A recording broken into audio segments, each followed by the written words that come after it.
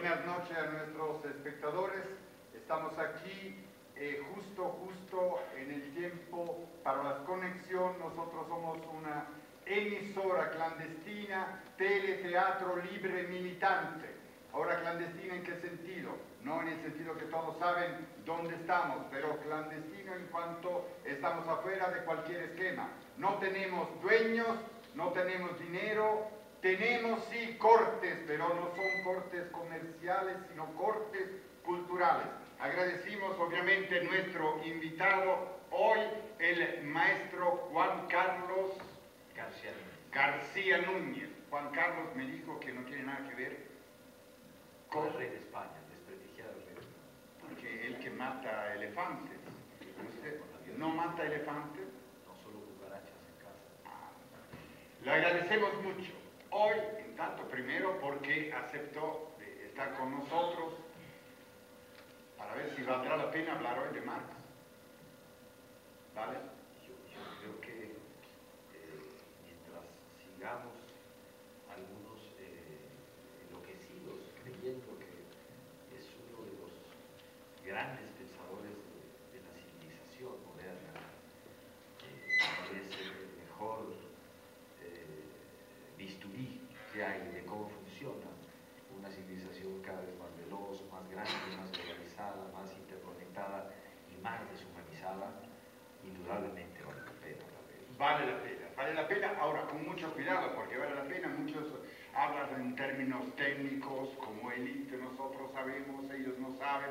Nosotros aquí, nuestra emisora clandestina militante es para hablar con todos, para que entiendan que sí, hoy vale la pena recuperar las palabras de Marx para ver que la validez de lo que piensa.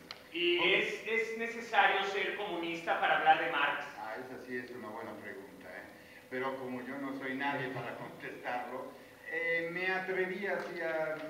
hay personajes más importantes como Charlie Chaplin, por ejemplo. A ver si a la consola está listo el video. Dime, ¿qué estás leyendo? A Carlos Marx. No serás comunista, ¿verdad? Hay que ser comunista para leer a Carlos Marx. Rupert. Una respuesta razonable. Si no eres comunista, ¿qué eres entonces? Nada. ¿Nada? Cualquier forma de gobierno me fastidia. Pero alguien debe de gobernar. No me gusta la palabra gobernar. Bueno, si no te gusta la palabra gobernar, digamos, mandar. El mando en el gobierno significa poder político, y el poder político es la forma más directa de oprimir al pueblo. Entonces, no hay que ser comunista para hablar de Marx. Hay que ser humano. Hay que ser humano, eso es muy importante, muy importante. ¿Y qué forma de gobierno? El niño decía, no, yo no, la forma de gobierno nada, pero sí necesitamos, ¿no? Y Marx no dijo cuál forma de gobierno. Pues porque era alguien que pensaba en la inteligencia de los hombres libres. Era alguien que pensaba que podíamos en algún momento despojarnos de las formas de gobierno y que podíamos platicar entre nosotros, de tú a tú, para satisfacernos todas nuestras necesidades. Entonces tenemos que todos tener buena conciencia, buen conocimiento. ¿Eso es? Bueno, la humanidad será mejor en la medida que expanda su conciencia, sin duda. Entonces a los niños les tenemos que dar una educación, la posibilidad a todos para conocer. Por supuesto. Pública, ¿no? Hoy día la humanidad, con 7.000 millones de habitantes, hoy, 2012, tiene las condiciones para darle de comer, para darle vivienda, para darle escuela, vestido, educación artística, a todos. Tiene las condiciones, pero no se la da. Ahora, se preguntará, ¿por qué estamos aquí en esta emisora clandestina? ¿Cómo me salió la idea? No es algo tan rebuscado, muy sencillo, se lo voy a contar. Yo estaba trabajando en Italia y en Europa, donde ya el capitalismo se está acabando su tumba, afortunadamente. Me escribió un queridísimo amigo, actor mexicano, oye, maestro, lo llaman así, allá no lo dan por ironía. Quisiera montar una obra sobre Marx. Le contesté por mail, le dije, invéntate otro porque Marx no llama. Pero no, él siguió, yo regresé a México, bueno, ¿sabe qué? Se lo voy a presentar a nuestro invitado y a todos. Presento el actor José Alonso Gálvez Torres. Oye, estás un poco actor intelectual, ¿eh? De izquierda. No, pues que estás convencido todavía porque el público no tiene. Es que Marx no es taquillero, ¿no? ¿Cómo dicen aquí? Sí, de cartel. No, bueno, pero mira, hay público. Afortunadamente, ¿no? Gracias a Dios o gracias a quién sabe quién. Me da gusto que estén aquí. Ustedes no han hecho caso de esos idiotas que dicen que Marx ha muerto. Bueno, sí, está muerto y no lo está. A ver, ¿cómo? Sí, digo que Marx como Marx está muerto, pero Marx como personaje que yo voy a interpretar no lo está. Ah, como diría Pirandello, Marx en búsqueda de un actor, usted para revivir. Sí, bueno, más o menos. Entonces, Marx está muerto y no lo está. ¿Está? No lo está. ¿Está? No lo está. Una probadita de dialéctica. Provocador en nuestra actor. La dialéctica todavía se entra en política. ¿Quieren saber cómo llegué aquí? En Metrobús. La verdad es que no esperaba llegar aquí. Yo quería volver a Londres, que es donde vivía, en el barrio del Soho, pero... No, ya está en el proceso de identificación. Marx, actor Gálvez. ¿Cómo es? Actor. Pero Stanislas. hubo una confusión burocrática y me destinaron al Soho, sí, pero de Nueva York. Se equivocaron otra vez y me encuentro aquí en ¿cómo le llaman ustedes a su barrio complicado, marginal, bravo? ¿Tepito? Bueno, habrá más que uno, ese sí es Tepito, ¿verdad? ¿Quieren saber por qué regresé? Para reivindicar mi nombre. He estado leyendo sus periódicos. Todos proclaman que mis ideas están muertas. No me extraña porque eso vienen diciendo desde hace más de 100 años. ¿Ustedes no se han preguntado por qué se necesita declararme muerto tantas veces? Bonita pregunta que haremos a nuestro invitado. Pero ya, no aguanto más. Es por eso que pedí permiso para volver. Y sí, me dio permiso. A ver, ¿cómo? ¿Pediste permiso Pues sí. a quién? ¿Cómo a quién? Pues si estoy muerto, a él, a Dios. Y no se crean que fue tan fácil que me lo diera, ¿eh? No, allá también hay que observar reglas. La burocracia, puedes mirar hacia este mundo, leer, pero no viajar. Por supuesto protesté. Para variar. Y me apoyaron. Sócrates, la vida sin viajar no vale la pena vivir, se les dijo. Gandhi ayunó. La madre Jones amenazó con organizar una huelga. Mark Twain salió en mi defensa. Buda soltó un om. ¿Y los demás? ¿Qué hicieron los demás? Dios, en estas circunstancias, ya muertos, ¿qué tenían que perder? Bueno, yo no sé la reputación de Gálvez, pero la de Marx no era de las mejores, ¿eh? Bueno, sí tengo reputación de conflictivo, peleonero, un hijo de la chingada si quieren, pero incluso allá la protesta funciona, ¿eh? Me dijeron, está bien, puedes ir, tienes 1 hora más o menos para hablar de lo que quieras, pero por favor, nada de manifestaciones. Es que ellos creen en la libertad de expresión. ¿Ve? Dentro de ciertos límites. Son liberales como ustedes. Así es que pueden difundirlo. Marx ha vuelto. Pero no se vayan a espantar. Por 1 hora más o menos. Y además, quiero que les quede bien claro. Yo, Marx, no soy marxista. Una vez se lo dije a Pieper y casi se vuelve loco. Les hablaré de Pieper más adelante. Más adelante. Más adelante. Marx no es marxista. Es una frase de él. Pero, pues una contradicción, ¿no?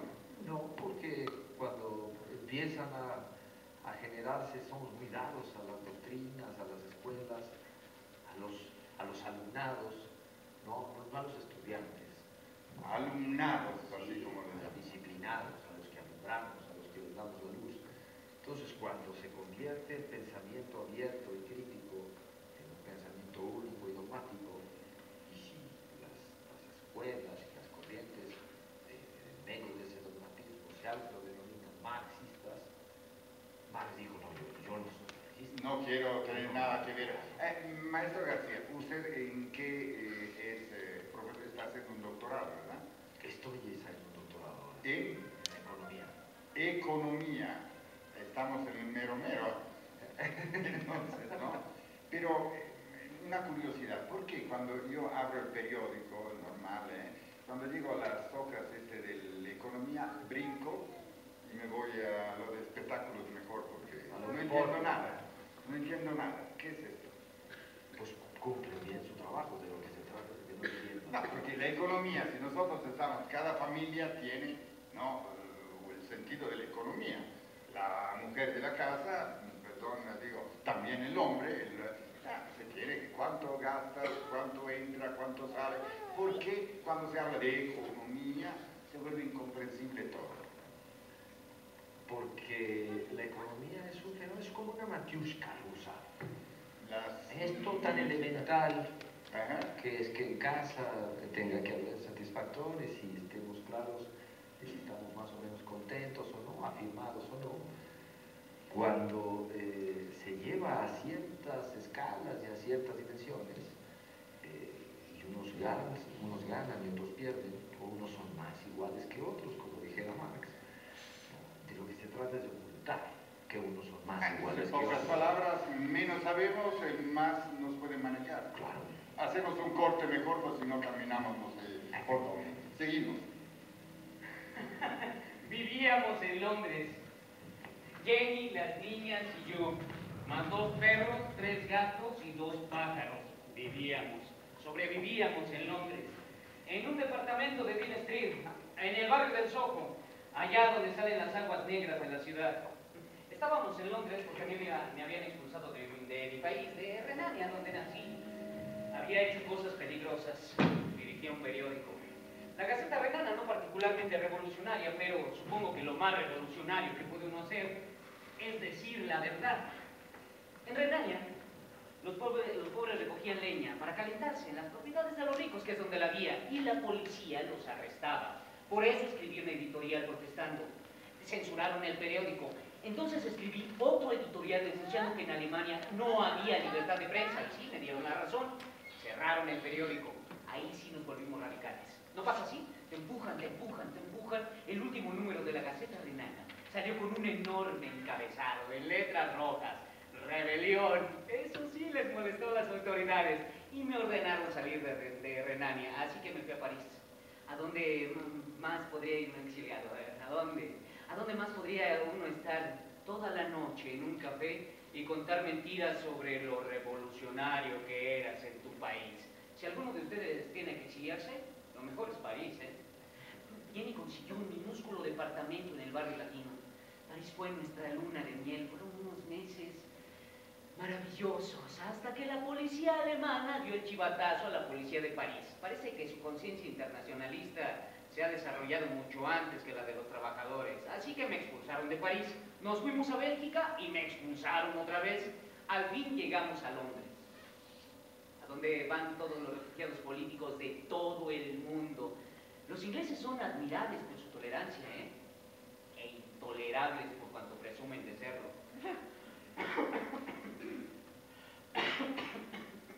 ¿Qué pasa? Galvez. No, perdón, los médicos me dijeron que la tos se me quitaría en unas cuantas semanas.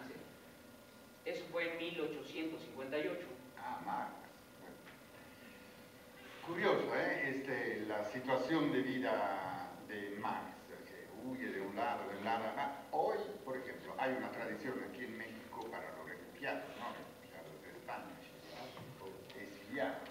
Este concepto de solidaridad todavía existe en los países capitalistas que tan se nombran globalizados. Va, creo que a la baja. Al sistema globalizado le interesa que se mueva rápido todo lo demás. La mercancía seguramente. Mercancías, la moneda, las informaciones, la moneda, la transferencia. Bueno, las informaciones sí se mueven rápidamente por como la quieren ellos. Claro. Las personas no importa que se muevan fácilmente, o tan rápidamente o que encuentren fácil acomodar. Y además que vengan a refugiarse de un país en donde no están de acuerdo. Por ejemplo, si uno no es capitalista, no lo llaman entrar en otro país capitalista. ¿No? ¿Cómo? Si uno no está de acuerdo con el capitalismo, de México se va a Italia o de Italia se viene a México. Yo me vine a México, por ejemplo. ¿Qué pasó? Qué fortuna, todos caminados para acá. No, porque ahí a Italia estamos, como le estoy diciendo, Se está acabando la tumba del capitalismo. ¿Se dan cuenta aquí o todavía no? No, pero esto es algo interesante porque también, así como han declarado muchas veces la muerte de Marx, también se ha declarado muchas veces la próxima tumba del capitalismo y tiene muchas vidas. Pero les estaba hablando de Pieper. En Londres, los refugiados políticos de todo el continente entraban y salían constantemente de nuestra casa. Pieper era uno de ellos. Pieper me caía mal. Era servil, adulador, no se separaba de mí más de medio metro para asegurarse de que no pudiera evitarlo. Y todo el tiempo me hacía citas de mis escritos. Yo le dije, por favor, Pieper, no me hagas citas de mí mismo. Se atrevió a decirme, pensando que me agradaría, que iba a traducir El Capital al inglés. El tipo no decía una palabra en inglés sin hacer una carnicería. El inglés es un bello idioma, es la lengua de Shakespeare. Bueno, si Shakespeare hubiera escuchado decir a Pieper una sola frase en inglés, se envenena, y luego lo envenena a él. Pero Jenny le tenía lástima, era una especie de solidaridad de refugiado. Y lo invitaba constantemente a nuestras cenas familiares. Una noche llegó Pieper y me anunció la fundación de la Sociedad Marxista de Londres. ¿Una sociedad marxista? ¿Y eso qué es? Nos reunimos una vez a la semana para discutir sus escritos. Los analizamos frase por frase y analizamos así, en voz alta. Por eso nos llamamos marxistas, porque creemos enteramente y de todo corazón lo que usted ha escrito, enteramente, de todo corazón. Y sí, y sería para nosotros un honor, Herr Dr. Marx, siempre me llamaba Herr Dr. Marx, que usted pudiera presidir nuestra próxima reunión de la Sociedad Marxista. No puedo. ¿Por qué? Porque yo no soy marxista. No era su mal inglés lo que me molestaba, el mío tampoco era perfecto. Era su forma de pensar, como un satélite dando vueltas alrededor de mis palabras y proyectándolas al mundo, pero distorsionadas. Y además defendía esa distorsión como un fanático, denunciando a todos aquellos que no las interpretaran igual que él. Una vez le dije a Jenny, ¿sabes lo que más me asusta? ¿Que la revolución de los trabajadores no llegue nunca? No, que la revolución sí va a llegar, pero encabezada por hombres como Pieper, aduladores cuando no están en el poder, soberbios y arrogantes cuando lo tienen, dogmáticos. Hablarán ellos en lugar del proletariado, interpretando mis ideas para el mundo. Encabezarán un nuevo sacerdocio, una nueva jerarquía con excomuniones, listas negras, inquisiciones, pelotones de fusilamiento, todo esto en nombre del comunismo, retrasando 100 años el comunismo de la libertad, dividiendo al mundo entre imperios capitalistas e imperios comunistas. Ensuciará nuestro bello sueño y será necesaria otra revolución, quizá 2, 3 más para reencauzarlo. Eso es lo que temo. No iba a permitir que el imbécil de Pieper tradujera El Capital, mi capital, a su inglés. Representaba 15 años de mi trabajo, en las condiciones de vida del sol. ¿Habrá hoy Pieper que dan vuelta? Me estoy dando cuenta que es importantísimo Pieper en la historia de lo que se conoce como marxismo y lo que se conocerá después como socialdemocracia y como socialismo real. Lo que ha desviado de la palabra. Lo que hemos conocido es la secuela de Pieper. Y siguen. ¿Habrá intelectuales hoy que siguen como Pieper? Sin duda. Lo que me llama mucho la atención, como en la época de Marx había muchos intelectuales, ¿no? Desde Engels, Proudhon, Bakunin, otros, y todos viviendo, aparte de Engels, pero una vida no necesariamente como Marx pobre, ¿no? Hoy existen intelectuales con así esta gana de trabajar para sí mismo, para la gente, para la humanidad, Sí, sin aparecer en televisión. Yo creo que sí. Sin aparecer en televisión. yo creo que sí. Están escondidos porque yo no lo... No, sí. Y a esos son a los que creo que hay que acercarse.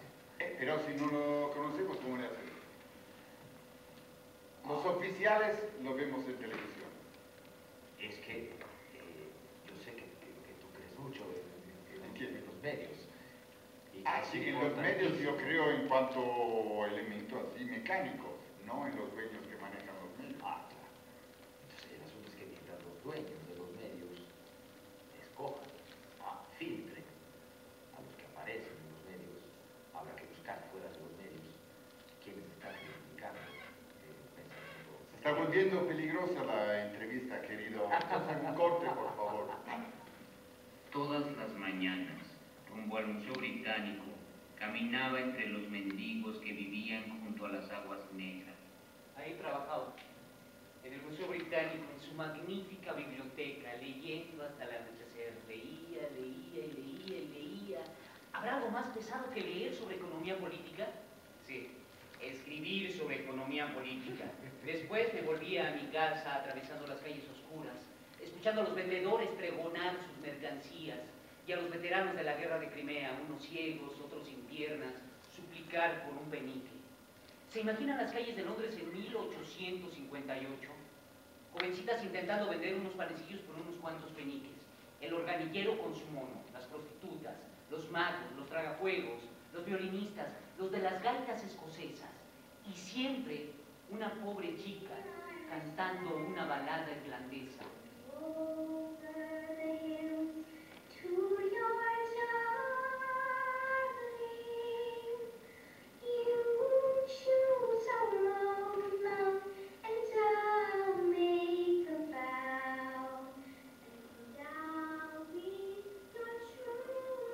Eso es lo que veía y escuchaba todas las noches caminando desde el Museo Británico bajo los faroles de gas que acababan de encenderse, entre el lodo y las aguas negras, en medio del aire apestoso, el olor a pobre de Londres, hasta que llegaba a mi casa. Supongo que era conveniente que el autor del Capital tuviera que andar trabajosamente entre la basura mientras escribía la condena del sistema capitalista.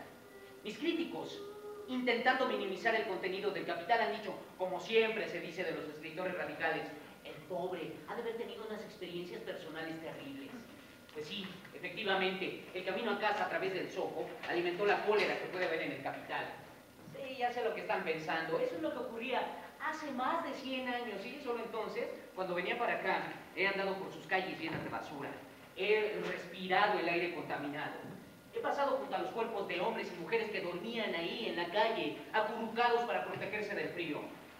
En vez de una muchacha cantando una balada, he escuchado la voz lastimera que me decía, un peso, señor, un peso para un taco. Y a eso le llaman progreso porque tienen teléfonos celulares inteligentes, automóviles inteligentes, máquinas que vuelan sin tripulación y matan, 1000 pociones para oler mejor, y la gente durmiendo en las calles.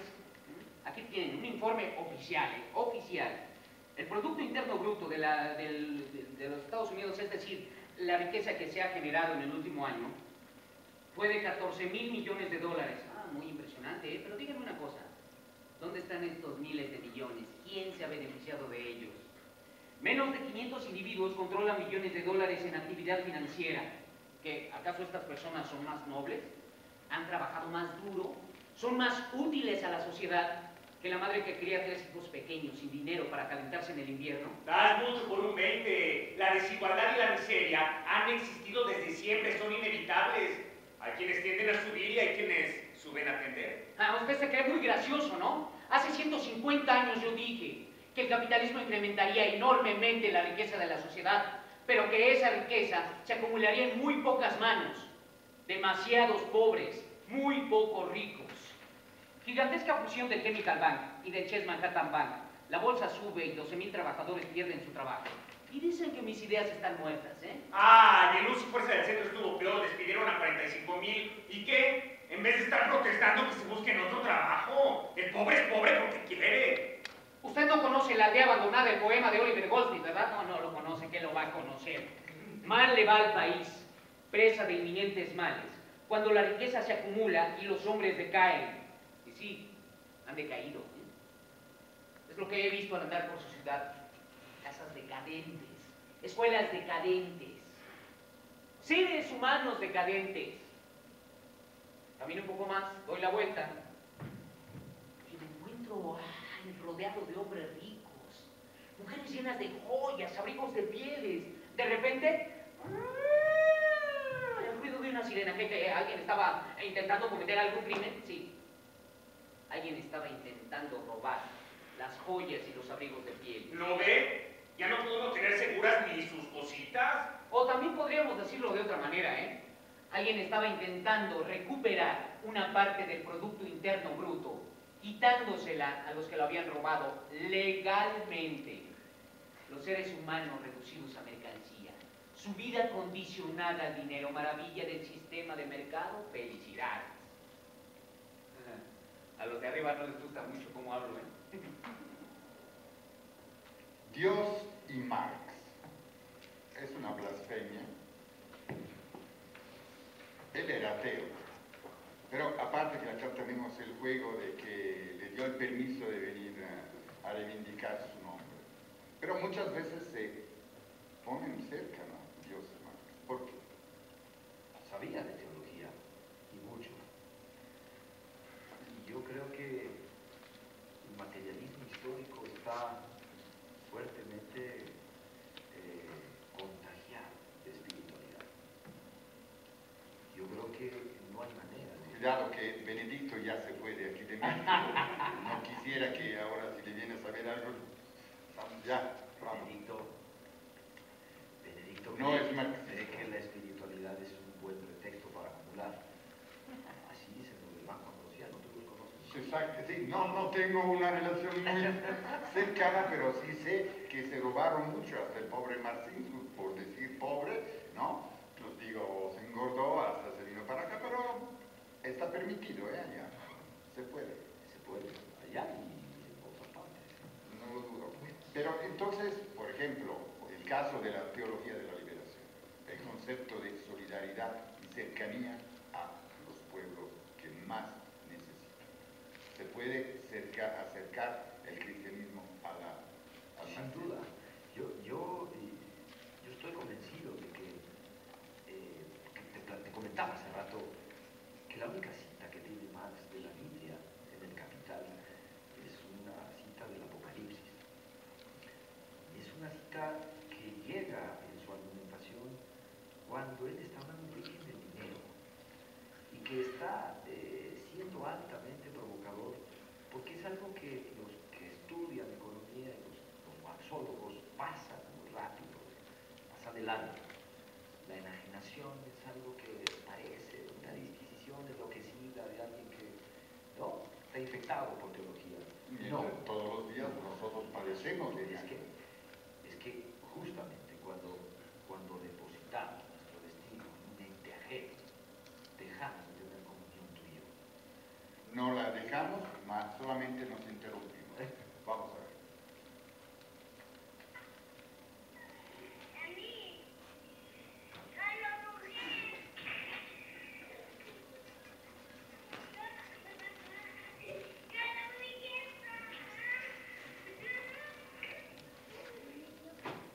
En ese pequeño departamento del Soho, Jenny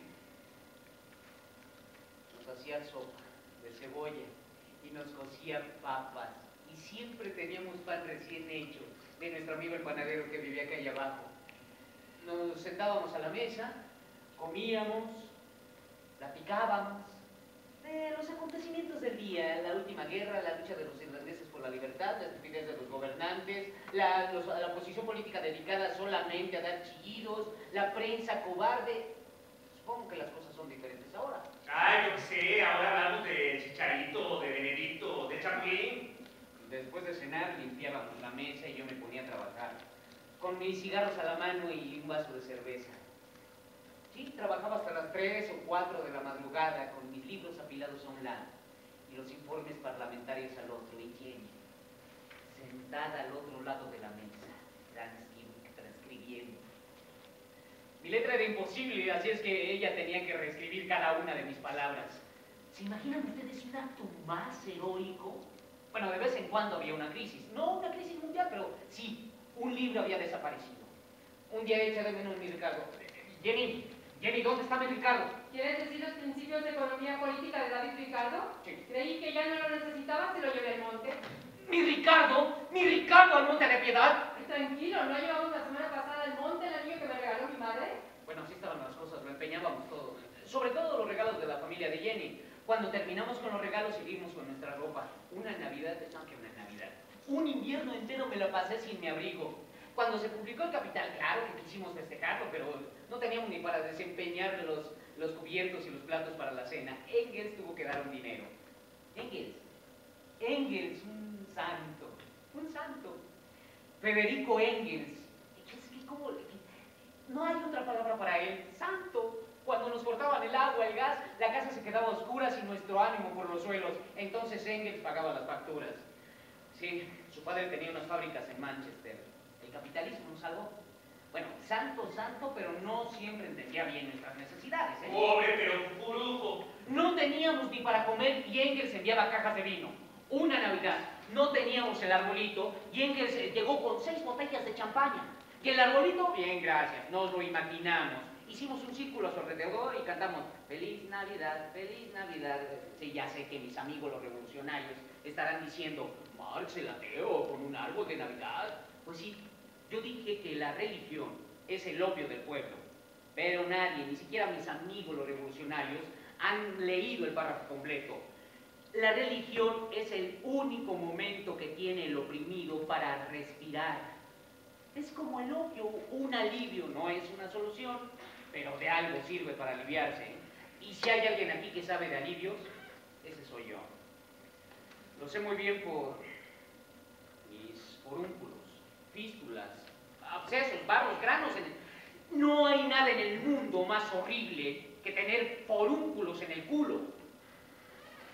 Bueno, no sabía, antes de empezar toda la historia, de esas intimidades de Marx, ¿no? Que está provocada, sí lo sabías tú, de la... Sí, de los forúnculos. Bueno, sabes, claro, haces economía, sí, lo sabes tú. Ay. Nos interrumpieron exactamente nuestra emisora clandestina. ¿Ves? Echarnos a Marx, quiere decir.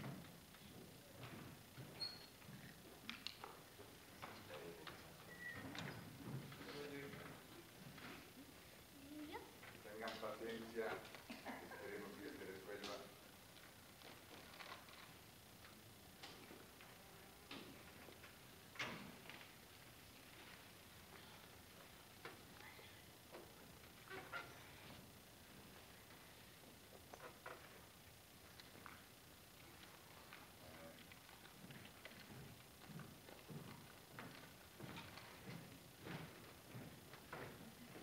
Para todos,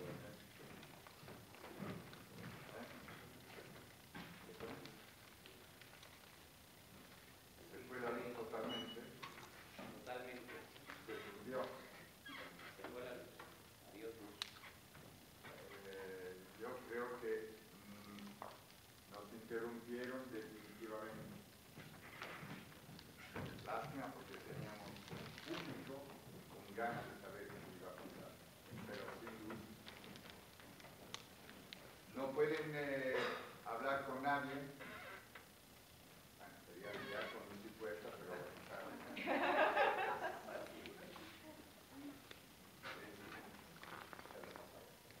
no. Primera vez.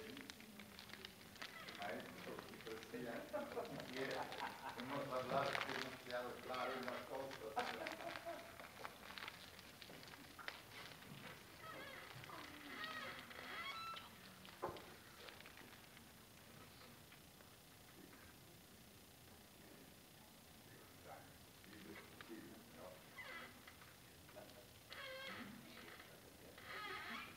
La verdad que no sé contestar.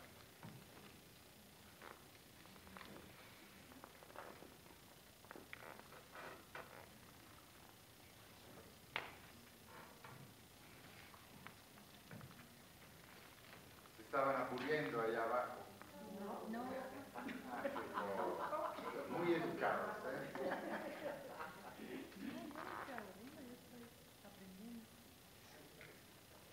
¿Ah, sí? ¿En dónde la otra?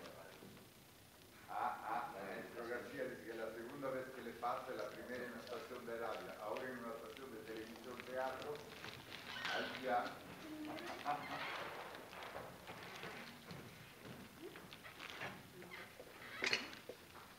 Hay noticias. No hay luz en todo el edificio. Ah, en todo el edificio. Efectivamente. No quiero hablar de...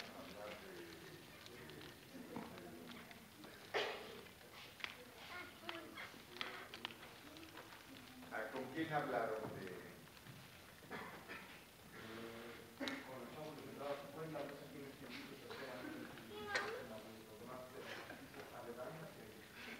Ah, ¿ves?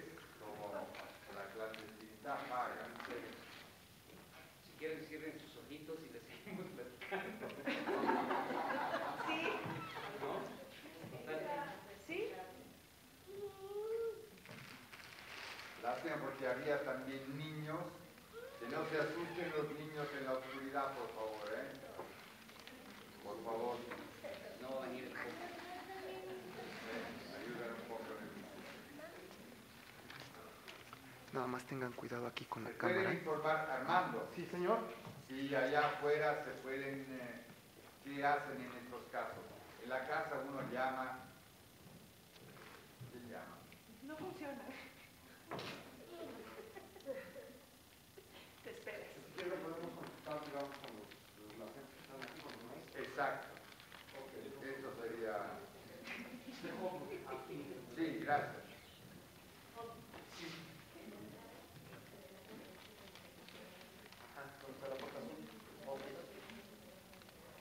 Ok, gracias. Es como la coordinación. Sociedad civil.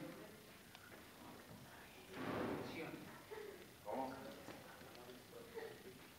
No, eso es la sociedad civil, que seguramente estamos pocos reunidos.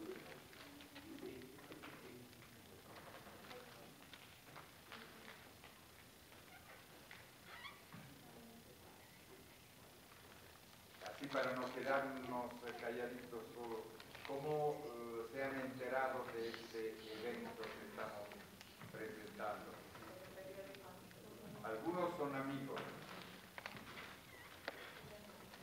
Y si no, ¿cuál otro medio? Periódico. Sé que una persona vino por el tiempo libre, otros redes sociales, como la llaman, internet. Bueno, ahora vienen a echarnos la culpa porque parece que también en la calle se fue. Anda. No lo hicimos a propósito para tener publicidad en los periódicos. Pero en la calle, no, digo eso, ya se está también en la calle, quiere decir que alguien va a venir. No. ¿No? No. Ah, peor. Conozco esta voz, es una voz de artista, ¿verdad? Berenice Rodríguez. ¿Es ella? No. ¿Quién habla? ¿Cómo se llama? Berenice, sí. Ah, Berenice, sí, viste. Los niños que no se asusten. ¿Cuál es la situación? La situación es que ya se acaba viendo toda la razón, entonces esto es de la compañía de luz y fuerza, que también lo establecen porque ya también los semáforos dejaron de funcionar aquí. Bueno, esa es la voz de derecha que está hablando. Muy calladito porque si llega luz y fuerza, sí, desaparece. ¿Eh? Es que yo vi que pusieron mantas ahí provocadoras.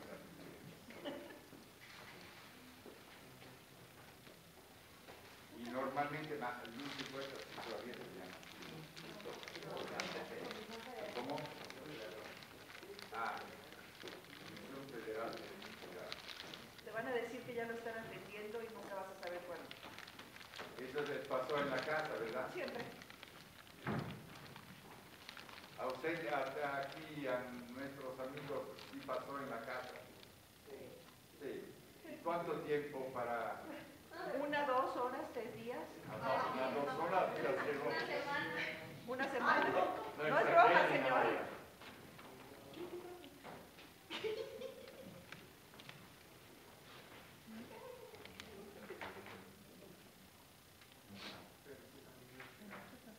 Que fue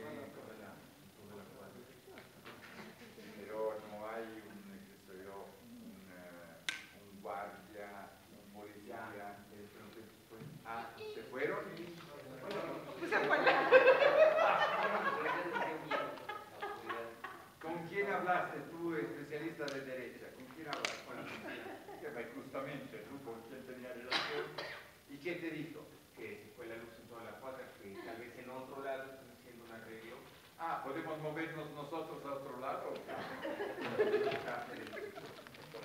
¿Cómo? ¿Sabotaje de luz y fuerza? Por tu culpa, pero nosotros estamos del lado de ellos. Bueno, así es la lógica de... No empieces a que eres mexicano. Sí. ¿Y por qué hablas mal nacional de tu país? Soy liberal. Se nota.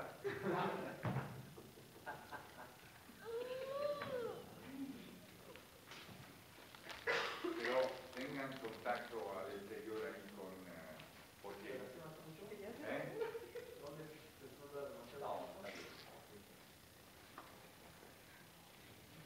Nosotros bromeamos, pero en tanto clandestinos no.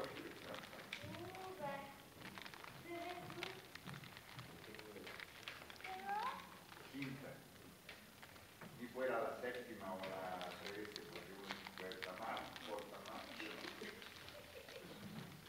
¿Y estaban atentos allá abajo? Sí.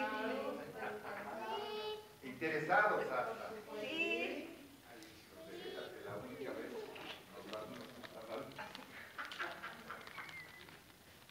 ¿No se aburrían? No. Qué bonito coro, ¿eh? ¿Quién está dirigiendo? Bueno, eso podría estar dividido en la función, ¿no? El juez. Pero ¿por qué estaban interesados? Es importante hablar de Marx. Bueno, eso, pero Pensé que porque actuaba bien. Sí, claro. la dinámica es buena. Sí. La dinámica es buena. Porque cada vez se habla menos de Marx. Y Casi. los que hemos tratado de estudiar, Sí. a veces nos hace complicado entender. Y pues qué bueno que a través de la actuación, a través del comentario que están haciendo, Sí. conocemos más. Y ojalá que podamos leer con más fluidez Claro. y con más tiempo, ¿no? Te lo agradezco porque esa es la tarea que intentamos, por el amor de Dios, de que sea accesible, ¿no? Comprensible, para estimular la gente, luego obviamente a leer, a practicar derecho. Usted es maestra. Sí, y siempre nos quedamos materialismo e idealismo y nunca pasamos a la otra clase. Maestra, está obviamente con la coordinadora aquí del asesor medio, ¿o qué? Ajá, soy del comité Del ejecutivo comité. nacional democrático. Y ahora están en lucha, ¿no? Ujú. Bueno.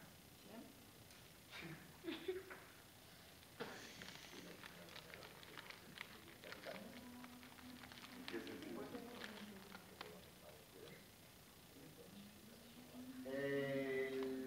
No alcanza el actor, porque ¿cuántas de estas tenemos? ¿Sí nos ven?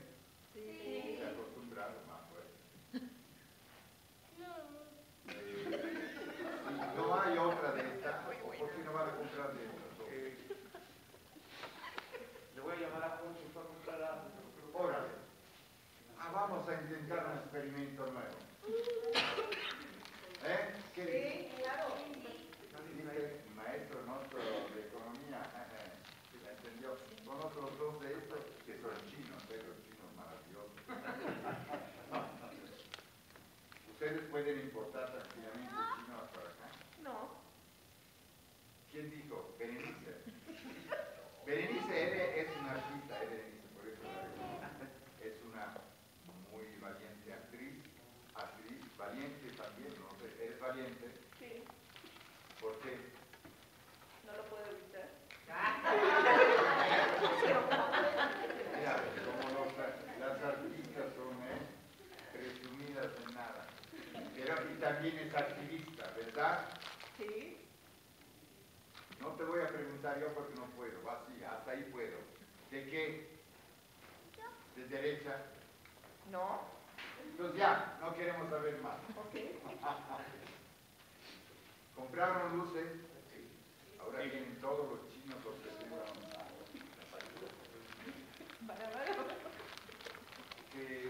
¿Qué pasa? En toda la cual estoy la luz. Sí, 2 o 3. ¡Qué bueno! Mira, cuidado que tenemos, pon una acá sobre el televisor. No, pero ¿por qué no vas a comprar de eso? Eso es como las tipos que hacen.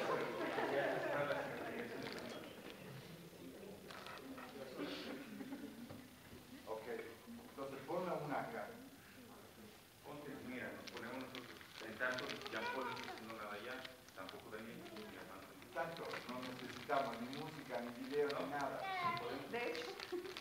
¿A cómo estamos? ¿A qué punto estamos? Galvez, Sí. tú en tu camerino, ¿a dónde estábamos ahora? Bien. No sé cómo le digo. A eso era. Nos estabas hablando de qué. Acababa de hablar de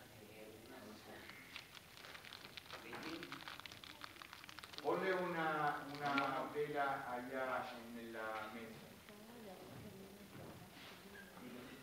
Yo lo encuentro maravilloso lo que está pasando. Lo encuentro espectacular. ¿Veras? Ay, no. Cuidado, mucho cuidado, José. Y ustedes también. Pero si tú lo cubres, eres súper grandote. Ok, mira cómo le hace Jorge, hombre de teatro. Bueno, maestro, ¿le parece interesante lo que está pasando? ¿Verdad? Aquí estamos a la época de Marx, que vamos. Maestro Galvez, que no sea algo... No, al fin al técnico somos de los... ¿En qué punto se fue la luz?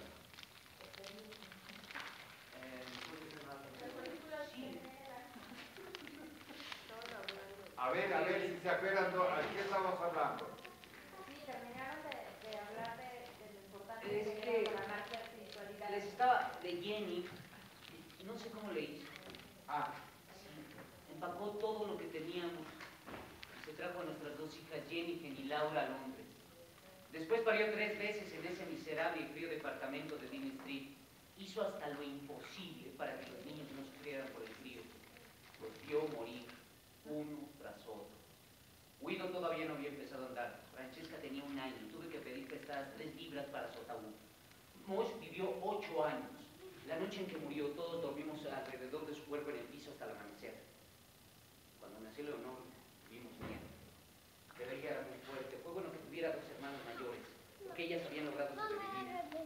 Laura, Jennifer nació en París. París es maravilloso, para los enamorados, pero no para los niños.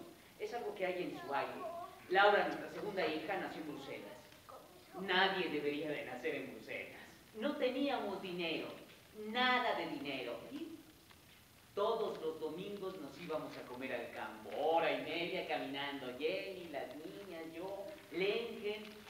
Luego les hablo de ella. Hacía una ternera al horno y llevábamos té, pan, queso, también cerveza. Eleonor era la más joven, pero ya bebía cerveza. Nada de dinero, pero a mis hijas no podían faltarle sus vacaciones. Una vez me gasté el dinero de la renta para mandarlas a la costa atlántica francesa. En otra ocasión, con el dinero de la comida, les compré un piano forte, porque a las niñas les gustaba la música. Se supone que un padre no debería de tener consentidos entre sus hijos, pero es que Leonor... Yo solía decirle a Jenny, ¿sabes que Leonor es una niña rara? ¿Qué esperabas? ¿Que los hijos de Marx sean normales? Eleonor era la más chiquita, pero era la más brillante. ¿Se imaginan una revolucionaria de 8 años? Es la edad que ella tenía en 1863. Polonia se había rebelado en contra de la dominación rusa. Y entonces Tusi, así le decíamos en la casa, Tusi, escribió una carta a Engels hablándole de esos valientes camaradas polacos, como ella les decía. A los 9 años le envió una carta a los Estados Unidos a nombre del presidente Lincoln, dándole consejos de cómo ganar la guerra a los confederados. También fumaba y bebía vino. Todavía era una niña, vestía sus muñecas mientras se tomaba un vaso de vino. A los 10 años ya jugaba ajedrez conmigo y no era fácil ganarle. A los 15 se enfureció de repente contra la ley que ordenaba descansar en el día del Señor. No se permitía ninguna actividad el domingo y entonces Tusi organizó la noche del domingo para el pueblo en el Salón San Martín. Trajo músicos de todas partes que interpretaban a Händel, Mozart, Beethoven. 2000 personas llenaban el lugar. Era ilegal, pero nadie fue arrestado. Así es que, ¿entendieron? Tienen que violar la ley. Háganlo junto a 2000 personas. Y por favor, a Mozart. El brillo de sus mejillas apagaría a las estrellas. Lo mismo que la luz del día apaga las antorchas. No era fácil vivir con Tusi, ¿eh? ¿Se imaginan una... ¿Saben lo molesto que es tener una niña? Bueno, antes quiero decirles que yo leía a Shakespeare, Esquilo, Dante, en voz alta. A Tusi le encantaba. Se aprendió de memoria Romeo y Julieta.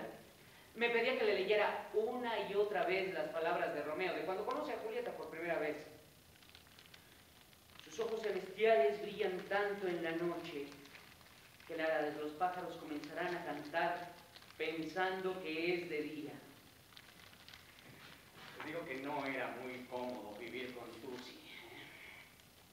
¿Sabes lo molesto que es tener una niña que encuentra defectos en sus pensamientos? Discutía conmigo sobre mis escritos. Por ejemplo, mi ensayo sobre la cuestión judía no es muy fácil de entenderlo, lo admito. Bueno, pues Eleonor lo leyó e inmediatamente me desafió. ¿Por qué escogiste a los judíos como representantes del capitalismo? No son los únicos envenenados por el comercio y la codicia. No es que los haya escogido, intenté explicarle. Solamente los tomé como un ejemplo. Bueno, su respuesta. Se puso una estrella judía en el pecho y me anunció: yo también soy judía. ¿Qué podía decirle? Me encogí de hombros. Ese gesto es muy judío, me dice. De veras que llegaba a ser realmente insoportable. Por ejemplo, mi padre se había convertido al cristianismo. No era muy cómodo ser judío en Alemania, si es que ha habido algún lugar cómodo para ser judío. Bueno, pues Eleonor sabía esto y sabía que a mí me habían bautizado a los 8 años. Una vez llega y me pregunta: Moro, a mí me decían Moro por mi piel un poco más oscura. Moro, sé que estás bautizado, ¿sí? Pero antes fuiste circuncidado, ¿no? Uy, nada le daba pena. Por ejemplo, una vez junto a su estrella judía se puso un crucifijo, no por el cristianismo, sino en nombre de los rebeldes irlandeses que luchaban en contra de Inglaterra. Conoció la lucha de los irlandeses por Lizzie Burns. Lizzie, la mujer de Engels. Lizzie era una obrera. Apenas sabía leer. Engels, el santo, hablaba 9 idiomas. ¿Piensan ustedes que tenían dificultad para entenderse? No, simplemente se querían. Lizzie era activista del movimiento irlandés y a Tusi le encantaba ir a visitarla. Las dos se sentaban en el suelo, juntas, tomaban vino y cantaban canciones irlandesas, hasta quedarse dormidas. Hubo una noche terrible, la noche en que el gobierno inglés, allí en el Soho, colgó a 2 jóvenes irlandeses. Esos ingleses, tan educados con su té a las 5 y sus ahorcamientos públicos. Sí, ya sé que ahora no cuidan a la gente, se limitan a inyectarles veneno en las venas, suministrarles gas letal o quemarlos con electricidad. Sí, es más civilizado. Colgaron a esos jóvenes irlandeses por desear la libertad de su tierra. Tusi no dejaba de llorar. Yo le dije: Tusi, no puedes involucrarte tan profundamente en los horrores del mundo. Apenas tienes 15 años. Esa es la cuestión, Moro. No tengo 12 ni 13, tengo 15 años. En esto, maestro García, sobre la autodeterminación de los ¿no? ¿Con qué cara hoy decimos vamos a llevar la democracia? La democracia es una correa de transmisión hoy día para asignarle un papel a los estados subsidiarios, secundarios, de lo que son las necesidades de funcionamiento de los circuitos mercantiles, financieros. Los estados están restringidos a controlar a sus poblaciones. No es el viejo concepto de nación, ¿no? No, que hay, digamos, ya desde la propia emergencia de los estados una separación con lo que puede ser la arraigante profunda de los pueblos y sus culturas, sus religiones y sus creencias. Ya la abstracción del Estado simplifica o singulariza o reduce las funcionales a lo que es la distribución global. Sí, la distribución y la producción. Y la producción, claro. Claro.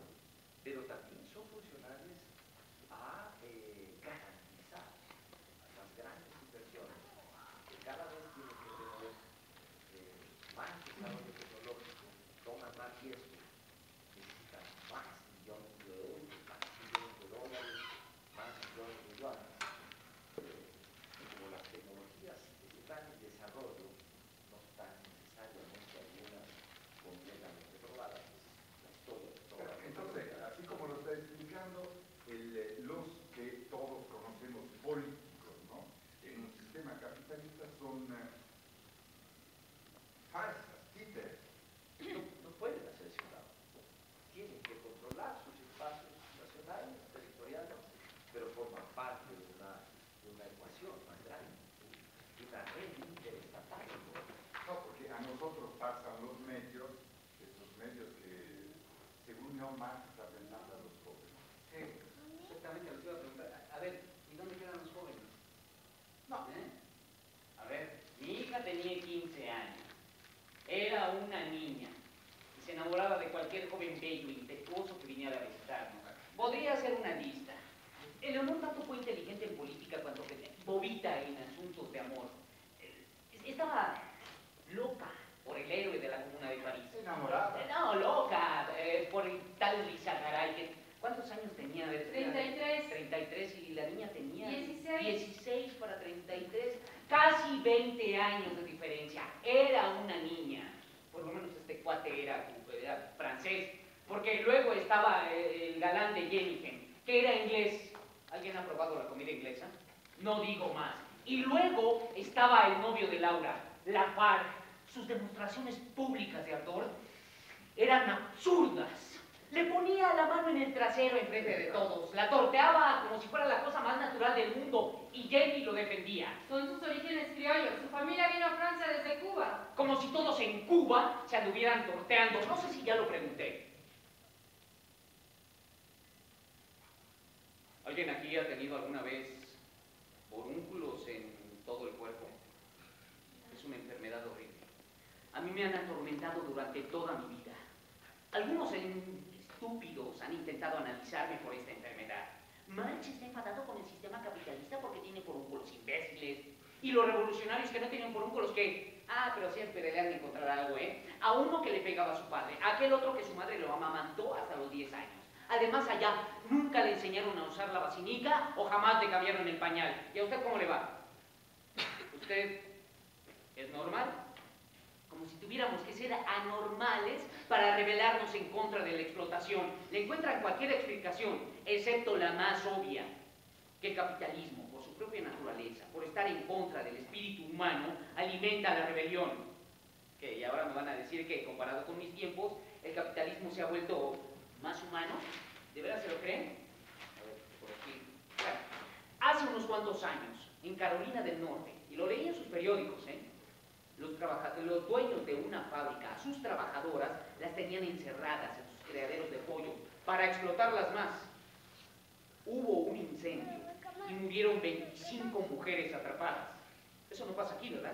Ah, bueno, hace poco murieron atrapados unos mineros, luego también las trabajadoras de Coppel que murieron incendiadas.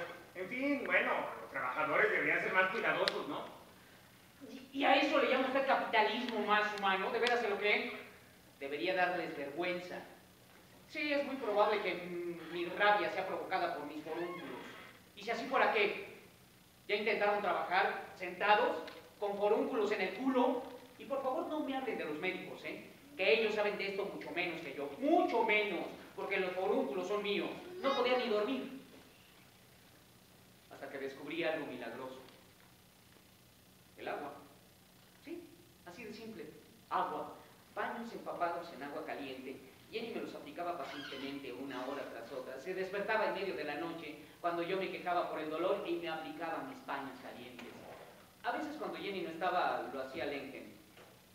Bueno, ya les hablaré de Lenken más adelante. Más adelante, no como nada. Más adelante. Esta historia, porque él tuvo una relación con la hay un texto teatral justamente de La sirvienta de Marx. La sirvienta de Marx. Ahora, esto viene un poco. El privado de Marx, que muchos hablan como Marx tenía que la misma sirvienta, la misma casa y tenía una relación. Hoy hace sobrevive. En aquella época me imagino hubo un niño, ¿no? Sí, claro, que tuvo que ser separado de ella. Que lo Empezó a crecer y estaba pareciendo mucho a ella.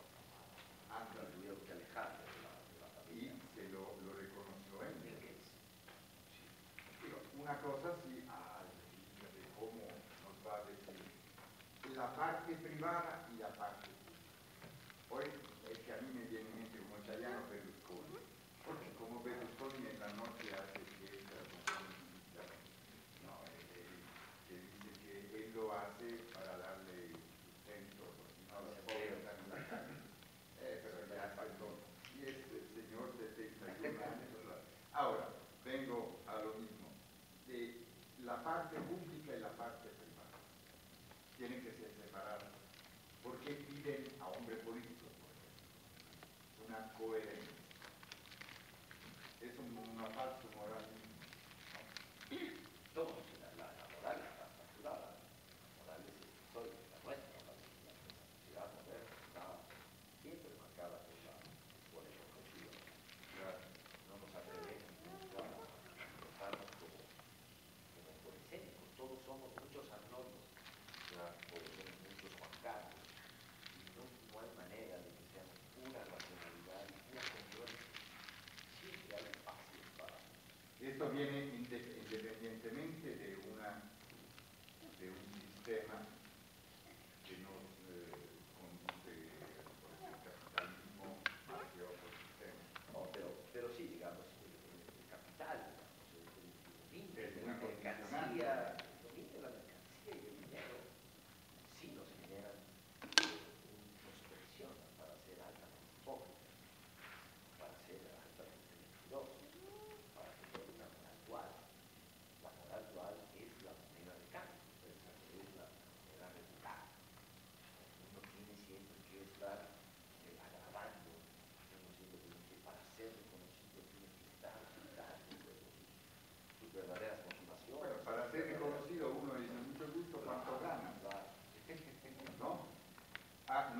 Siempre nuestro maravilloso presidente Berlusconi daba consejos a los italianos, sobre todo a las italianas. Decía, oye, no tenemos trabajo, ayúdanos. Ay, hay tanto rico, dedíquense a buscarlo. Y eso era la solución, ¿sabes? Esa es enajenación, así como justamente. Y la enajenación da pie a esto que conocemos como las buenas conciencias. En la lógica de no pasa nada, todo está bien.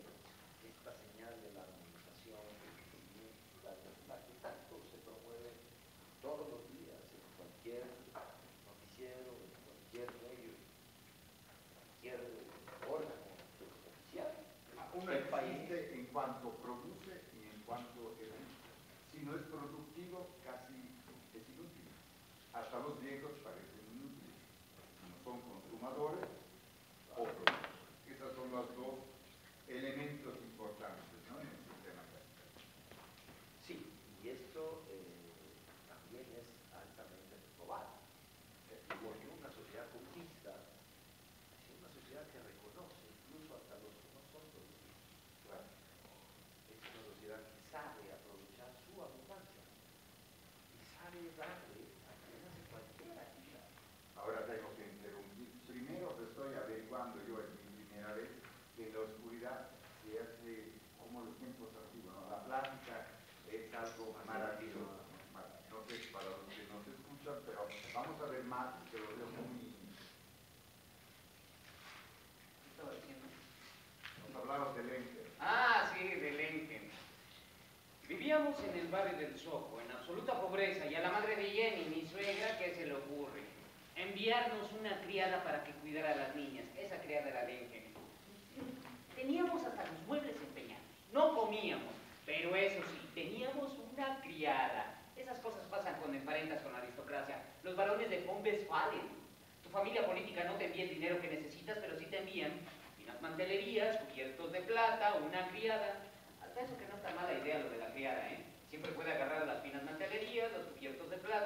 llevarlos al Monte de Piedad y traer algún dinero. Lengen lo hizo muchas veces. Recuerdo que una vez hasta ya me iban a arrestar porque pensaron que se me estaba robando, entonces fui yo a interceder por ella y me arrestaron a mí toda la noche. Pero en realidad nunca fue tratada como una criada. Las niñas la adoraban, Jenny la quería muchísimo. A veces cuando Jenny estaba enferma, era Lengen quien se hacía cargo de todo. Era como la otra mujer de la casa. Tanto que su presencia creó una gran tensión entre Jenny y yo. No sé por qué. Recuerdo que una vez me salió con que... Esta mañana te he visto mirando a Lengen. ¿Mirando qué quieres decir? Es la forma en que un hombre mira a una mujer. Eso quiero decir. Ya no empieces con eso. Era una de estas conversaciones que no puede ir a ningún lado. Jenny no toleraba ni siquiera que me quejara por el lodo de la calle. Imagínate cómo me siento yo cuando leo El Capital y no me quejo. Así me decía. Era mi crítica más severa, despiadada. ¿Honesta? ¿Hay algo más ofensivo que una crítica honesta? El Capital le inquietaba en realidad. Me preocupa que desde el principio aburras a la gente con tu discusión sobre la mercancía, el valor de uso, el valor de cambio. El libro es demasiado largo, detallado, es pesado.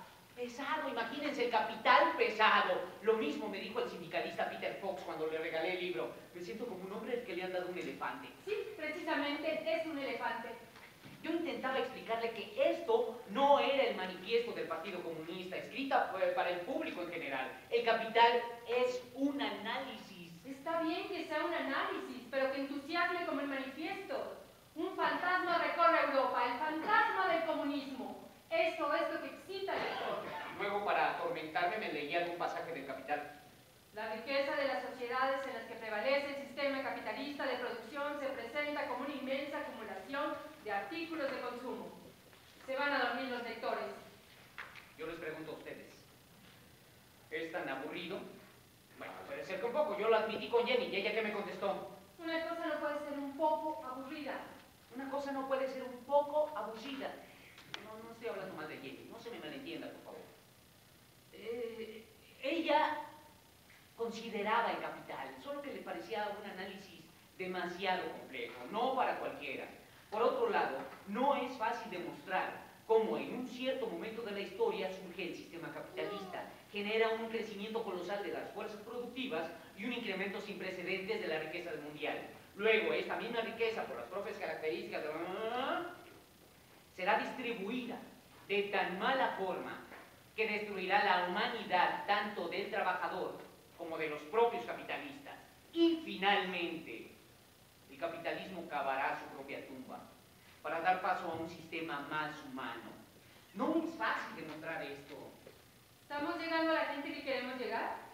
¿Sabes por qué los censores han permitido que se publique tu libro? ¿Por qué? Porque como ellos no lo entienden, suponen que nadie más lo va a hacer. Le dije que El Capital había recibido muchas críticas bastante favorables, ¿eh? Pues sí, porque la mayoría las hizo Engels.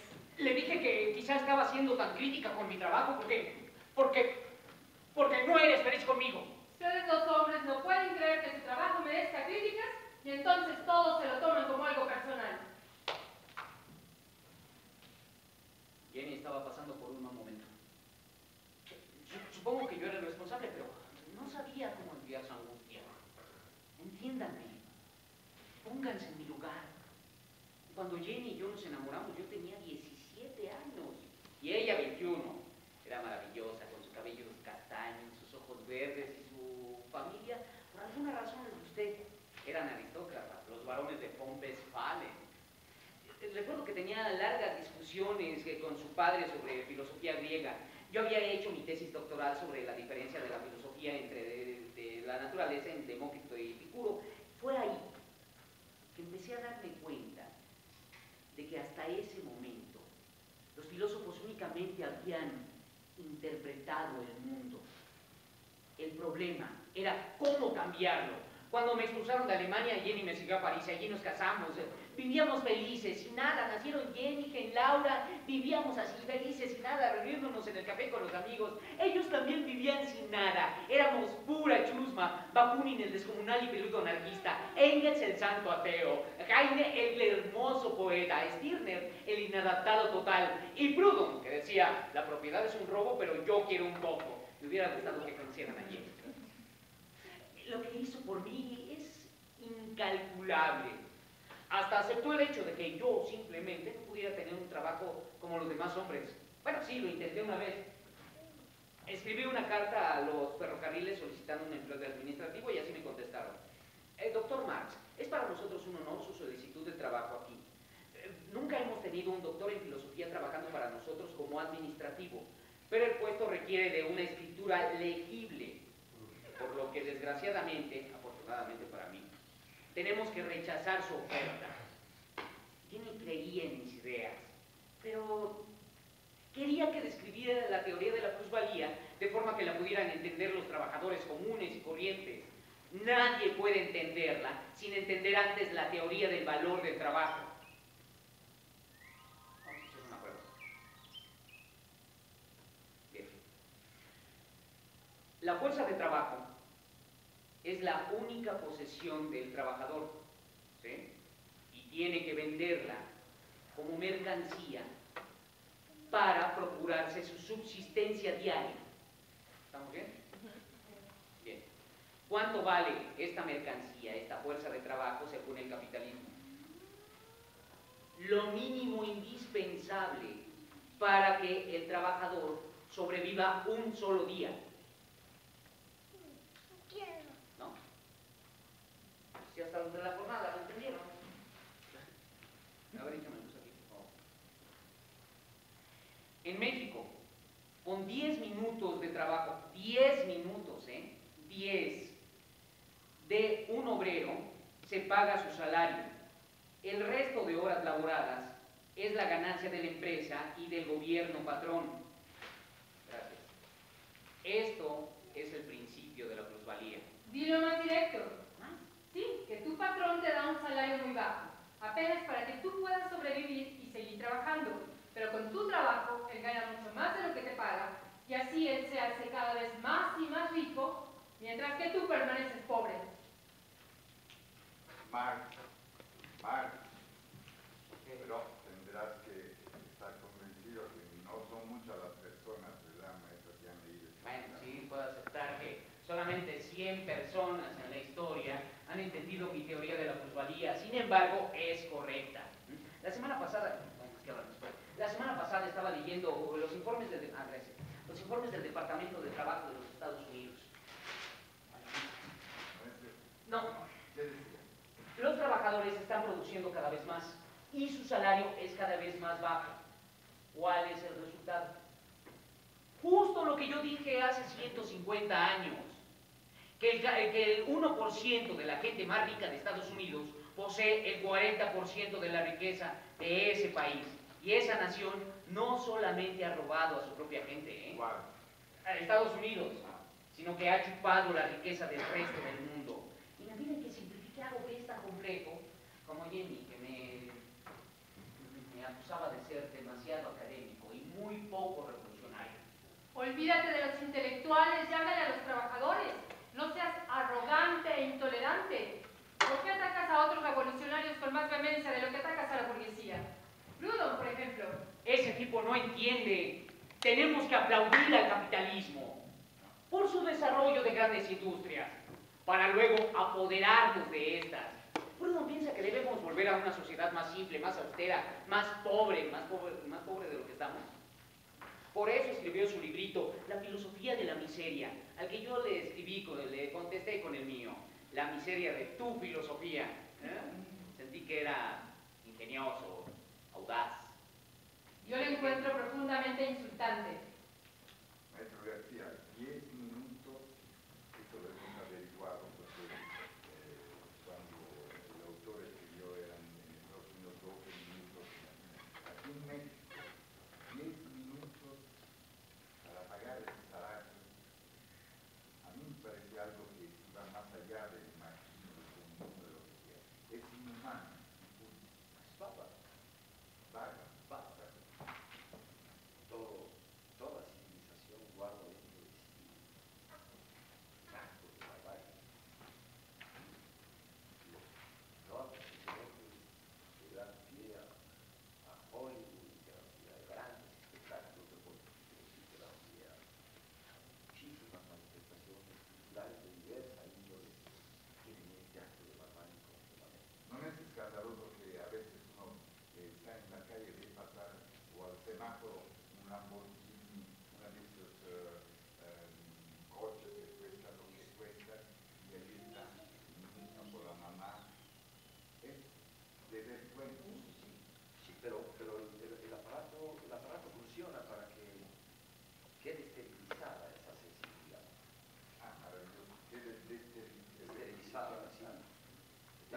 gracias a los medios que nos mandan. El asunto es que tú sientas tal afinidad y tal naturalidad que la manera en la que nos educan es asumiendo que esas cosas siempre han sucedido y tienen que seguir sucediendo. Es natural. Bueno, hasta en el medioevo no era así, en el Evo Medio, porque el mismo patrón, ¿no?, del feudo no tenía una relación tan ajena con sus servidores, con sus plebeyos. Hoy es mucho peor. Sí, se despersonaliza. El capitalismo es eso. La ajenidad radica en eso. Que me despersonalizo de mi patrón, me despersonalizo de mis amigos, me despersonalizo de mis compañeros de trabajo. Las relaciones humanas se enfrían y paradójicamente son más veloces. Pero la frialdad y la indiferencia son, digamos, el combustible, valga la paradoja, de un funcionamiento tan magnánimo y tan veloz de un aparato automático. Seguimos la historia de Marx. Jenny Marx, Madame Jenny Marx, baronesa de von Westphalen. Era una persona mucho mejor que yo. Era ella quien me impulsaba. Fue ella quien me animó a comprometerme con la causa de los trabajadores de Londres. Vino conmigo cuando me invitaron a participar en la primera reunión de la Asociación Internacional de los Obreros. Era el otoño de 1864. 2000 personas llenaban el Salón San Martín.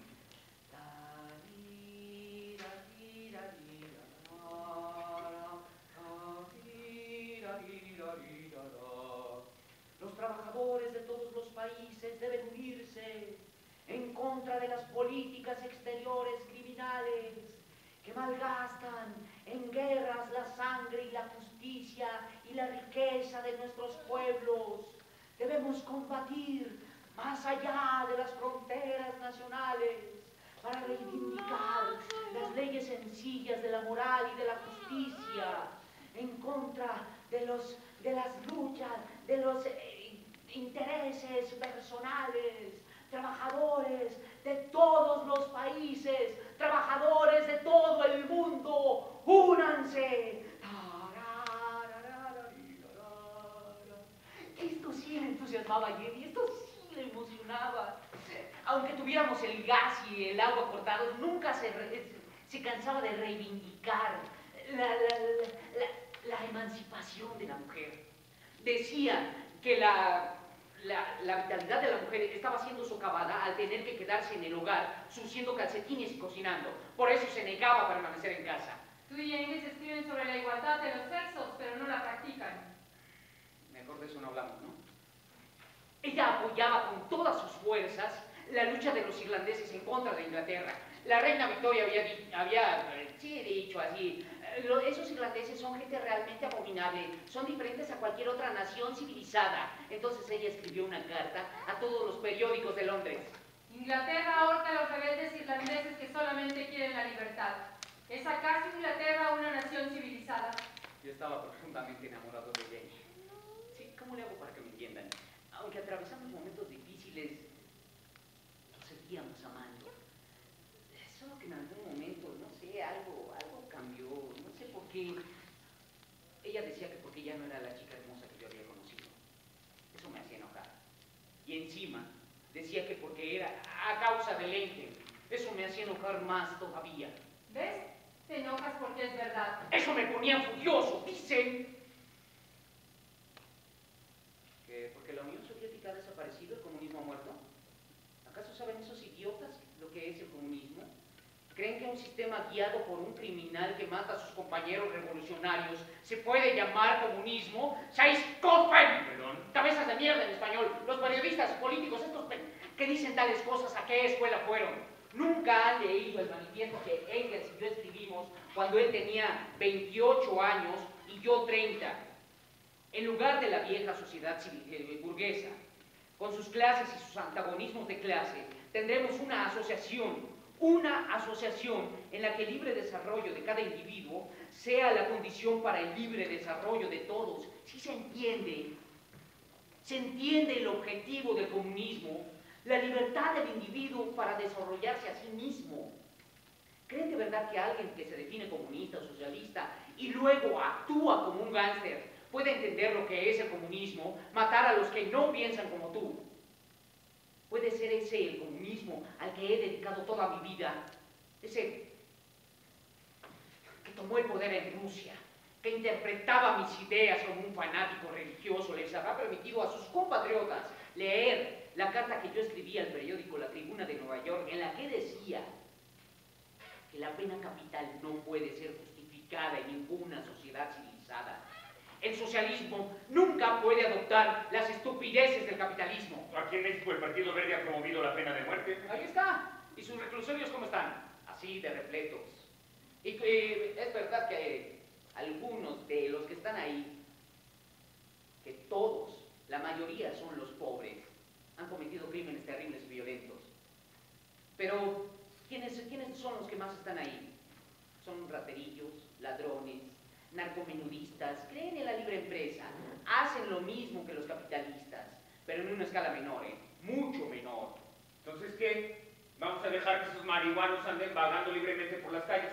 En lugar de castigar al individuo por sus crímenes, eliminemos las condiciones sociales que los provocan. Démosle a cada persona lo que necesita para desarrollar su vida. No, señor, lo que hace falta es una buena dictadura. ¡Dictadura, sí! Sí. Una dictadura. No le tengan miedo a la palabra, ¿eh? Engels y yo hablamos de una dictadura, pero no de la dictadura de un comité central ni de un partido, y menos de la dictadura de un solo hombre, sino de la dictadura temporal de la clase trabajadora. La dictadura del proletariado. El pueblo tendría que apoderarse del Estado para luego gobernar por el bien de todos. Bakunin, por supuesto, no estaba de acuerdo con esto. Decía que un Estado, incluso un Estado de trabajadores, si tenía ejército, policía, reclusorio, se convertiría en una tiranía.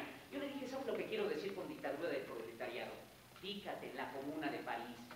Eso es la verdadera democracia. No como la de ustedes, ¿eh? Perdón, pero donde las elecciones son como un circo. Y la gente vota y vota por uno, por otro, guardián del viejo orden. ¡Prim, prum, pran! Y sea quien sea el candidato ganador, prum, pram, prin, zlin. Los ricos seguirán gobernando el país. Óigame, no. En México es diferente. ¿Ah, sí? Si ya perdiste la paciencia, como yo. Debes unirte la herencia, como yo. Naranja, naranja. Naranja, naranja. Maestro, con ironía, pero más desapegando también el actor Galvez. Esto de que la política al servicio de este sistema económico. A veces se habla, por ejemplo, del nuevo orden mundial, ¿no? Como que hay fuerzas no ocultas, son lobby económicas que manejan el país. No solo el país, el mundo. ¿Eso es funcional al sistema o son las lobbies que usan el sistema? Es que la política está inscrita, digamos, en el funcionamiento económico. No hay una dimensión autónoma. Bueno, aparte que no es una creación porque la política o las lobbies son seres, son hombres, se habla de grupos de hombres que manejan para que se pueda ganar más y ganar más, acumulando todo.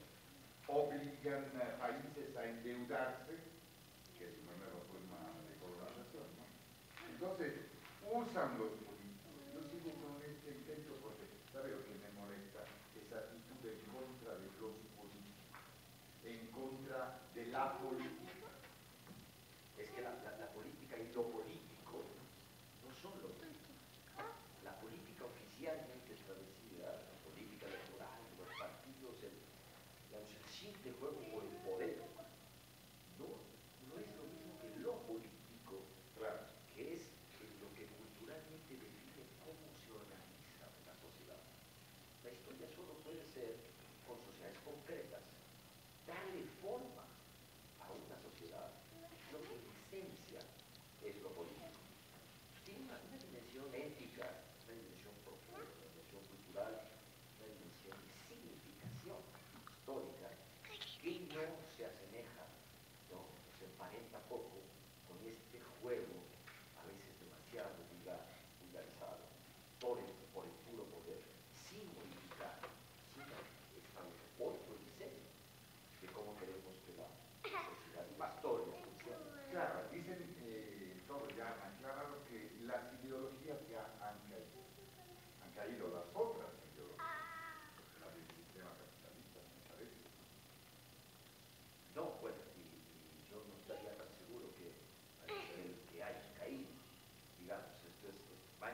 ¿para qué? O sea, muere Marx, muere la historia y muere la ideología.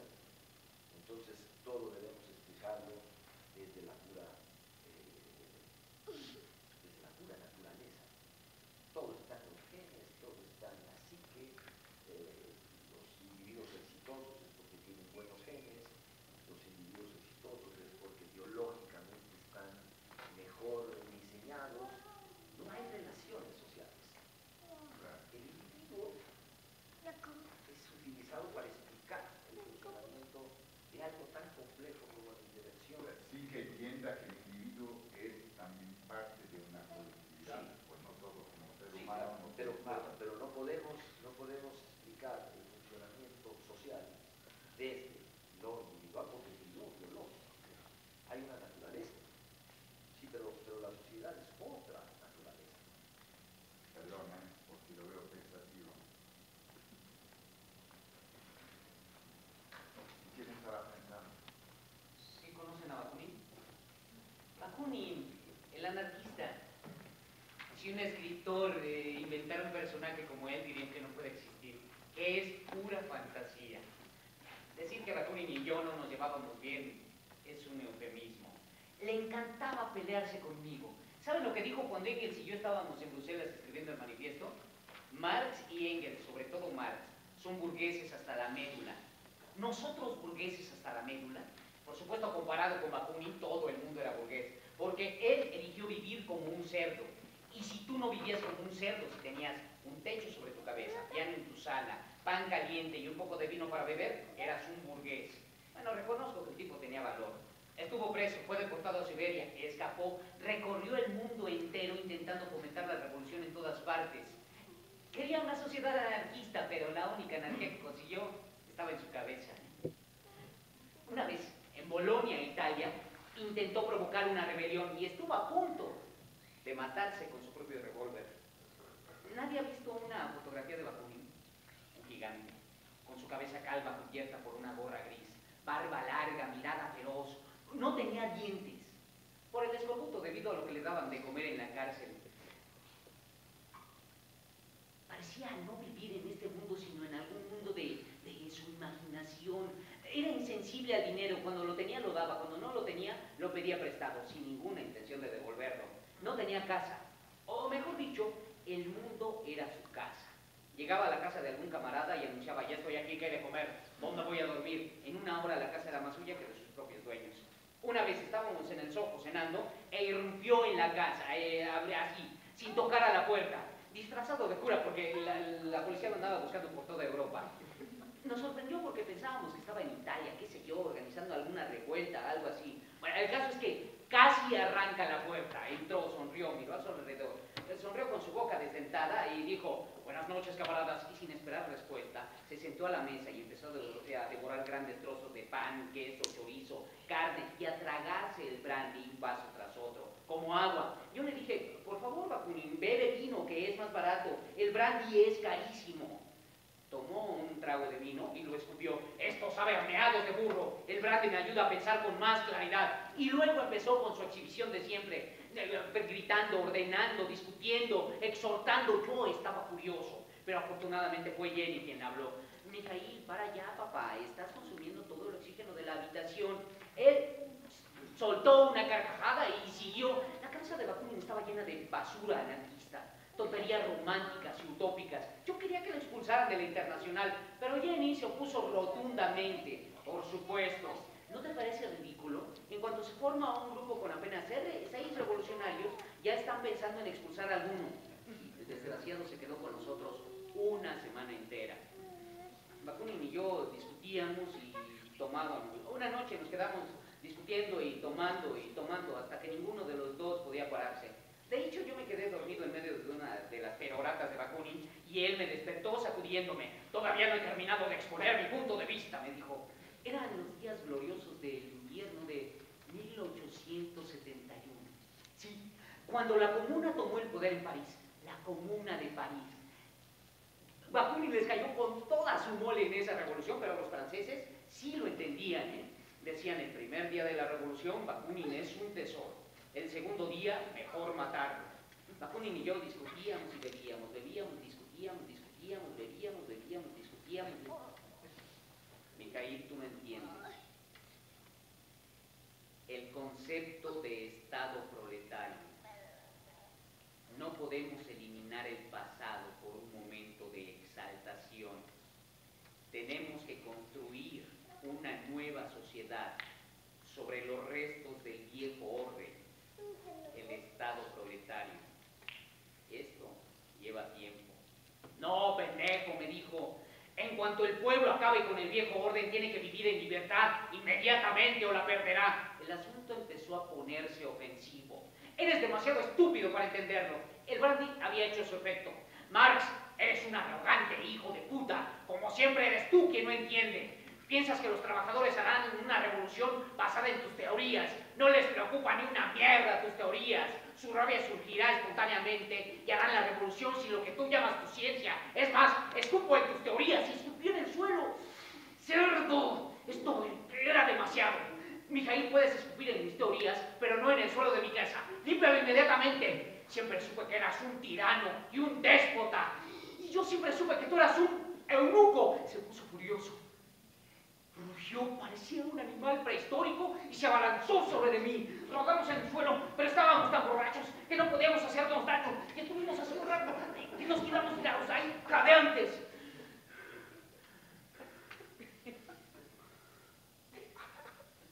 Bakunin se levantó como un hipopótamo. Se desabotonó los pantalones y empezó a orinar por mi ventana. No podía creer lo que estaba viendo. Mikhail, ¿qué pendejada estás haciendo, Mikhail? ¿Qué no ves? Estoy orinando por tu ventana. Es repugnante. Estoy orinando sobre Londres, sobre todo el Imperio Británico. No, estás meando en mi calle. No me contestó. Se abotonó los pantalones, se tiró en el suelo y pronto se puso a roncar. Bueno, de hecho yo también me eché en el suelo y pronto perdí la conciencia y así nos encontró Jenny la mañana siguiente cuando se levantó. Marx, Sí. todos tendrían que entender. Un momento, por favor.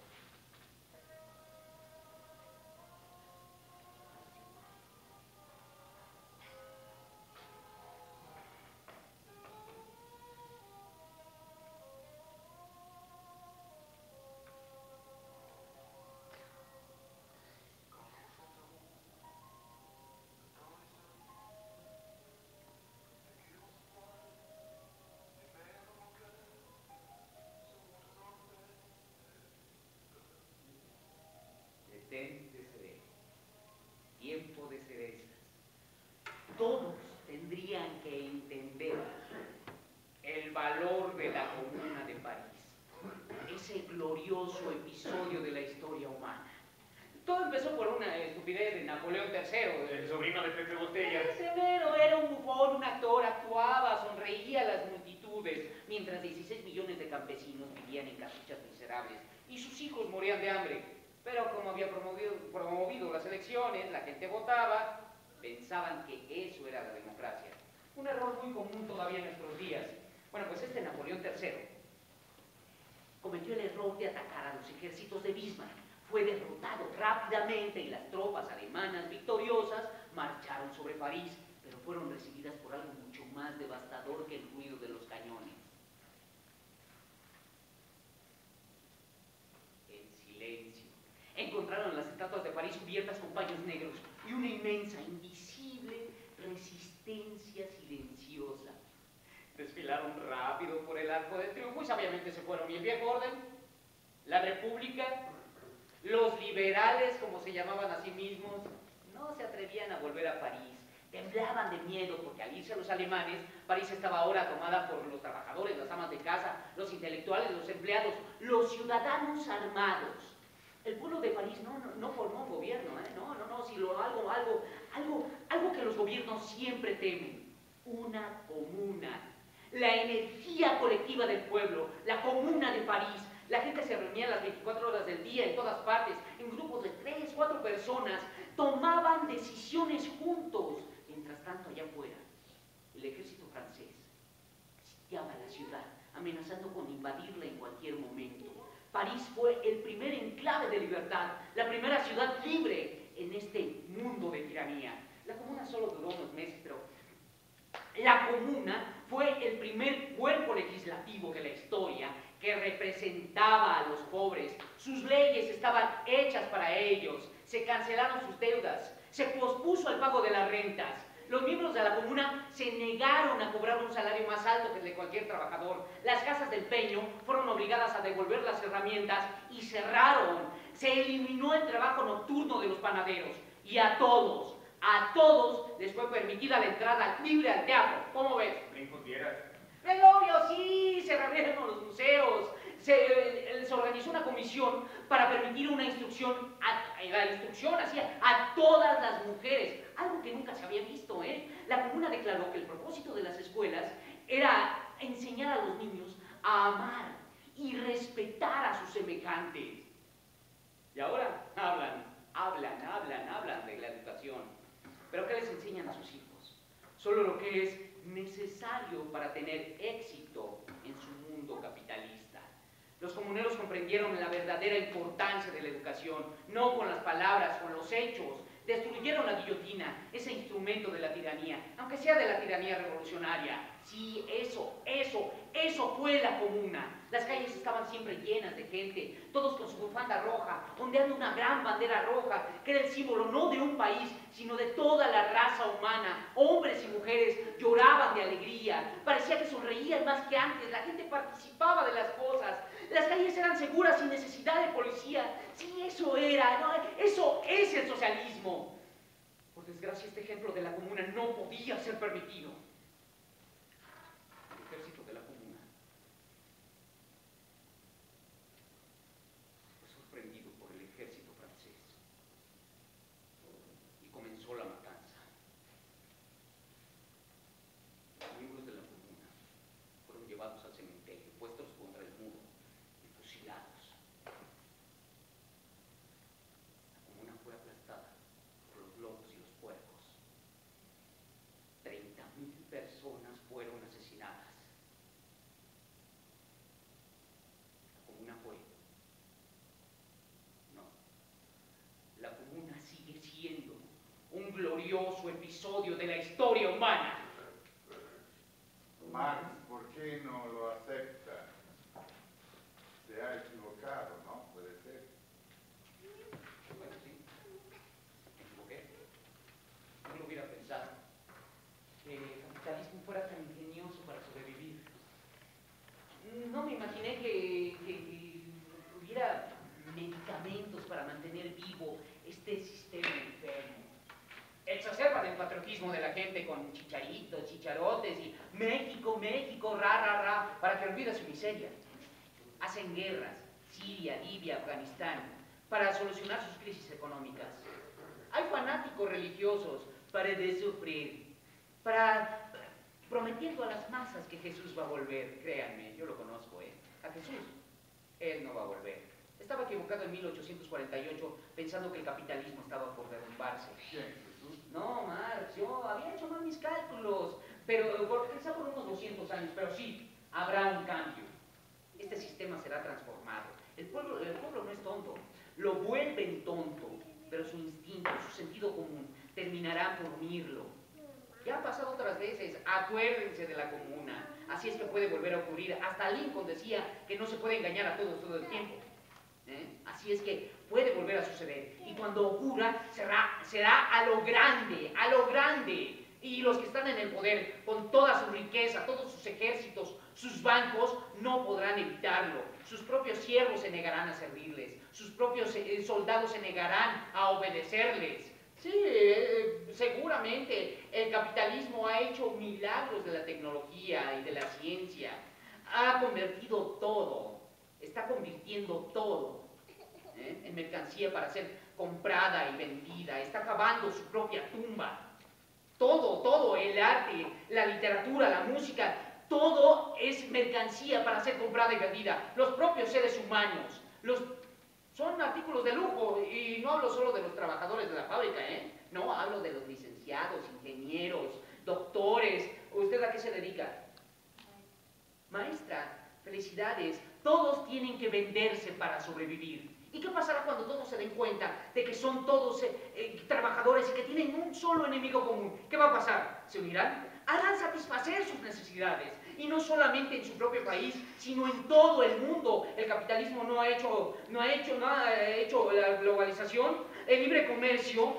Aprovechenlo, que les salga el tiro por la culata. Provoquen una cultura mundial en contra del propio capitalismo. Que la tortilla se vuelva, que los pobres coman pan y los ricos mierda, mierda. Algo bueno tiene que surgir de todo esto. Estaba en París, tenía 25 años, cuando escribí que la gente estaba enajenada con su propio trabajo porque le disgustaba. Estaban enajenados con la naturaleza, porque entre más máquinas había, el ruido, el mal olor, todo lo que llaman el progreso, invadía su vida. Estaban enajenados con sus semejantes, porque luchaban todos contra todos para sobrevivir. Estaban enajenados consigo mismos, porque